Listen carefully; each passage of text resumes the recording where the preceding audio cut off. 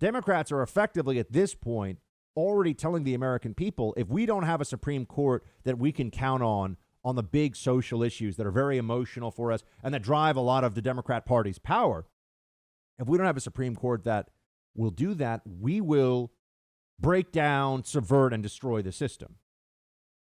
They're pretty explicit about this. I mean, here's Don Lemon, who is sometimes too dumb to be subtle or to obscure his intent, but he's definitely a big lib. Here's what he's saying over at CNN. Play 10. Everybody sticks We're going to have to blow up the entire system. And you know what we're going to have to do? No, I don't know. You know what we're going to, yes, Yeah. what you have to do? You just got to vote. Honestly, from what your closing argument is, you're going to have to get rid of the Electoral College. Because the people... I don't see it. Because the minority in this country decides who the judges are and they decide who the president is. But you need a constitutional amendment to do that. And if Joe Biden wins, Democrats can stack the courts and they can do that amendment and they can get it passed. Well, you need two-thirds vote in the Congress and 3/4 of the state legislatures. They may be able to do that. Yeah. About as big a waste of time as the Convention of the States project to talk about, by the way. But here we are. Here we are. That's what Democrats are promising, that they're going to be able to get a constitutional amendment, that they're going to change the whole system. They're going to change the whole system such that it comports with their desires. But we've listened to the system for a very long time, right? We've been obeying. We who are pro-life, we've said, okay, I mean, this is the law, even though it's immoral and wrong, but we're not going to break the law, subvert the law. I mean, people aren't going to advocate. The Republican Party doesn't advocate for,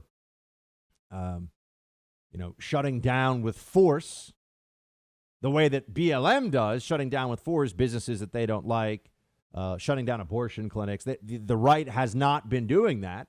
We've said, okay, this is the law. Let's work to change the law. And now we see the little tyrannical side of the Democrats where the law is just an impediment to their desires. They don't care. When the system went against the right, what did the right do? Let's rebuild. Let's win elections. And when the time comes and we have the legal right and authority to make certain decisions, we'll make different decisions. The Democrat view is when we have the power, that's what we do. When you have the power, we shut down the system and make sure that you can't use it. And people want to talk about good faith and fair play with them. I mean, are Goldberg and David French, are they? No, they're just never-Trumpers who have boxed themselves in to intellectually ridiculous positions now. Now, among many other never-Trumpers who have done the same thing. Well, a lot of them are part of this Lincoln Project garbage. Now it's always, the conservative case for abortion, the conservative case for undermining everything you believe. This is what never-Trumpers have been turned into. It's quite sad, actually. It's really rather pathetic. And that's where it is. That's what we see happening. They are telling you if they don't get their way, they're going to break things, they're going to disrespect, undermine, and alter the system itself. They're going to change the rules of the game. They're not going to try to win the game with fair play. This is the Democrat approach to everything in politics now, but particularly around a judicial nomination like this. This is the same thing as saying, okay, you have 4 quarters to win a football game. We're going to change it. And now it's going to be whoever can get the most field goals in the first 2 quarters. That's the winner. Well, that's a totally different game. Oh, that's what they're going to do. Or they're just going to pay off the refs and just openly cheat. Whatever they have to do, they will do. That's what you're seeing, which is why I want to tell you right now, this pause where it feels like, wow, Romney is being sane, which is okay. Look, when it happens, I'll say it's a good thing, and credit where it's due. Truth is truth, credit where it's due. 2 principles on this show. If Romney casts the right vote here, we're going to say, hey, high five to Mitt Romney for not being a total sellout coward. Good job. But I don't think we can get there yet.